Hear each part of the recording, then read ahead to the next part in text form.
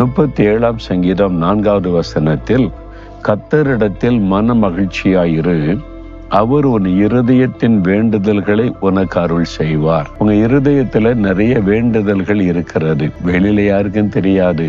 உங்களுடைய இருதயத்திலிருந்து ஏறெடுக்கப்படுகிற ஜெபங்களை தேவன் கவனித்துக் கொண்டிருக்கிறார். உங்களுடைய உள்ளத்தின் ஆழத்துல சில காரியங்களை தேவனுக்கு மட்டும் தெரியப்படுத்தி ஜெபித்து கொண்டே வருகிறீங்க.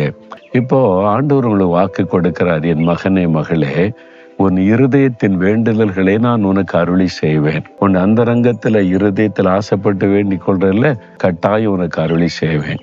ஆனால் நீ ஒண்ணு செய்யணும், நீ என்னிடத்திலே மன மகிழ்ச்சியா இருக்கணும். நீ கர்த்தரிடத்தில் மன மகிழ்ச்சியா இருந்தா அவர் உன் இருதயத்தின் வேண்டுதலை நிறைவேற்றி தருவார். இந்த மாதத்துக்குள்ள நான் விரும்பி கேட்ட எல்லாவற்றையும் நிறைவேற்றி தரப்போகிறதற்காய் ஸ்தோத்திரம் ஸ்தோத்திரம். இயேசுவின் நாமத்தில் ஜெபிக்கிறேன். ஆமேன், ஆமேன்.